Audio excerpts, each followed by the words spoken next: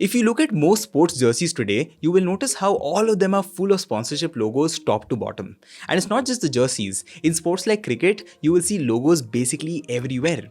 Every empty surface becomes a place where a brand can show its name. But now, look at this photo from Wimbledon. This is the center court at Wimbledon, one of the most prestigious tournaments in the world. You will not be able to see a single brand board near the court.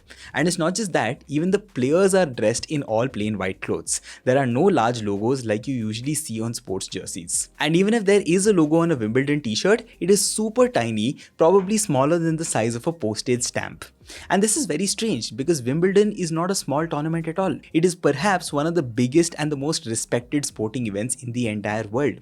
Celebrities, athletes, royals, business leaders, etc. all across the world come to watch it. So naturally, with that kind of audience, that kind of camera attention and that kind of prestige, brands would want to be a part of it as sponsors, right? And they do. In fact, brands have reportedly offered Wimbledon more than 750 crore rupees per year just to put their logo on the tennis court. But Wimbledon refused. Now, this does not mean that Wimbledon has no sponsors. It does. There are big names like Rolex and Barclays, but the strange part is that when you look at the court, you will still not be able to see these brands loudly visible anywhere. And yet, these brands pay enormous amounts of money year after year, sometimes even for decades at a stretch, just to be associated with Wimbledon. And that breaks the basic rule of advertising that most of us grew up with, which says that the whole point of advertising is to be seen. The more visible the logo, the better. The more times people see it, the better. But at Wimbledon, brands are paying a fortune to stay almost invisible. So what's exactly going on here? That is what I want to talk about in today's video. I'll talk about it in 3 parts so it's easy to understand.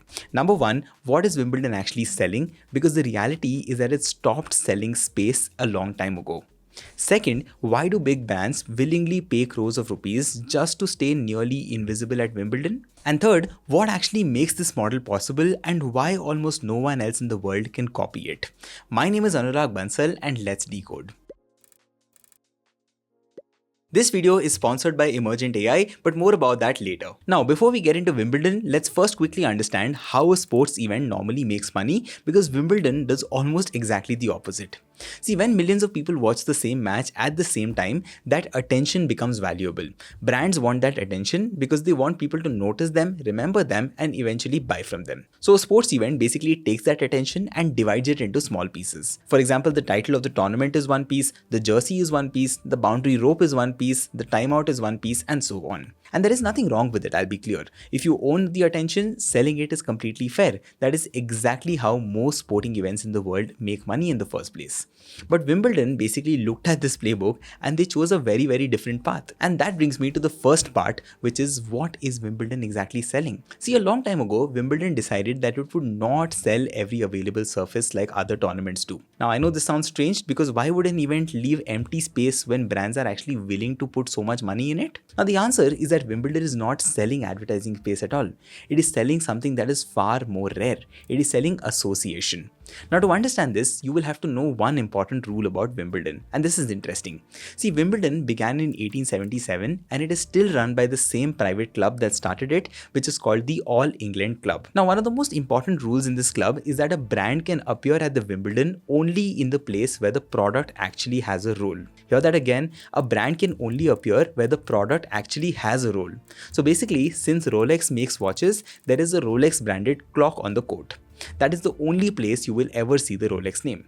Similarly, IBM works with the scoring and technology side of the tournament, so the IBM logo only appears near the scoreboards. Similarly, Slazenger makes tennis balls, so the Slazenger name appears only and only on the ball. And this one rule changes everything, because at most sports events, brands appear wherever there is empty space. But at Wimbledon, for a change, a brand can only appear where it actually belongs. Basically, if your product has no real role at the tournament, there is absolutely no space for you, no matter how much money you are willing to throw at the tournament. This is why Wimbledon only has around 17 sponsors in total. That, by the way, is a very small number compared to any other big sporting event. But here's the thing, these 17 sponsors together pay close to 1,200 1,200 crore rupees every single year. Now remember this number for a second, 17 sponsors, 1,200 crore rupees every year. And yet, like we saw, you can barely spot them when you actually watch the tournament. So the question is, why would a brand pay that kind of money to stay almost invisible? That is the most interesting part of this entire story, and I'll come to it in just a minute. But first, here is something that I tried while making this video. See, every year my friends and I watch Wimbledon together, and every single year the same thing happens. Everyone is very sure that they know who is going to win, but by the end of it, half the people go back on the bet and they refuse to pay money. So this time I thought, let me settle it properly. So I built a small app where all of us put our predictions before the tournament and before each match. The app locks everyone's answers, and once each match is over, it gives points and shows a live leaderboard. So now there is no escaping or no scope for friends to cheat.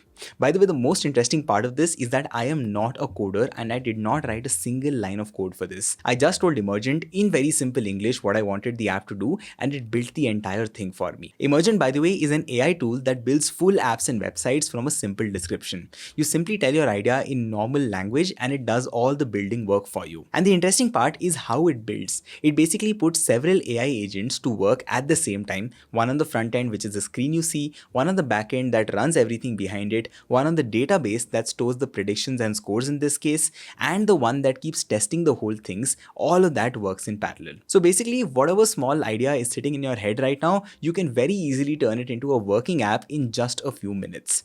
The link to try Emergent is in the description and in the pinned comment. Do check it out. And by the way, also let me know in the comments, what is the one app that you really wish existed? Do share your ideas in the comments down below. Thanks to Emergent for sponsoring this video. Okay, so now back to Wimbledon. We have these 17 sponsors paying close to 1,200 crore rupees per year, all to stay nearly invisible at the tournament.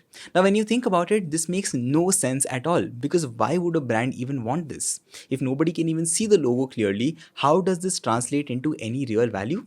That is the second part that I want to talk about. See, here's the thing about Wimbledon. It's almost 150 years old. The tournament has had a very long history, deep traditions, and royalty sitting in the stands year after year. And because of all of this, over a very long period of time, Wimbledon has built a level of respect and prestige that a very few things in the world have. And that respect was not built quickly. It was built slowly over many decades, all because they showed up in the exact same way year after year, and they refused to change how the tournament looks and feels, even though the money was sitting right there on their face. And that's exactly what these brands are buying, by the way. They're not really buying attention from the average sports fan. They are basically buying proximity and closeness to that particular prestige that we're talking about. In simple words, they want their brand to sit next to the Wimbledon logo and sort of absorb some of that deep respect that comes to it and the kind of community that comes with it. And the funny thing is, the near invisibility is actually a part of the value here.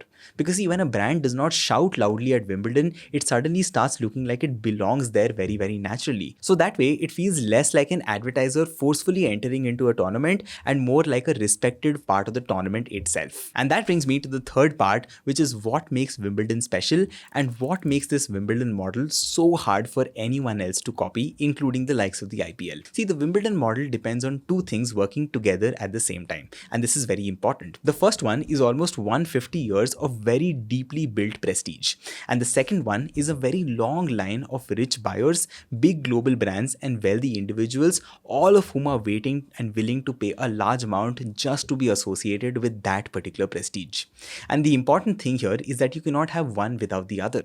Prestige without buyers is just history, and buyers without prestige is just a crowd. But Wimbledon has both, and that is the combination that makes the empty walls in Wimbledon so very valuable. Most events in the world do not have both of these things at the same time. Some of them have attention but no real prestige, and the others have prestige but not enough wealthy buyers wanting to be a part of it. But since Wimbledon has both, and by the way it has had both for a very long time, that is what makes this model so rare and so difficult for anyone else to replicate. That's it from my side in today's video. I would love to know what you think in the comments down below. Do you feel any Indian brand has the potential to build this kind of Wimbledon-like prestige over time?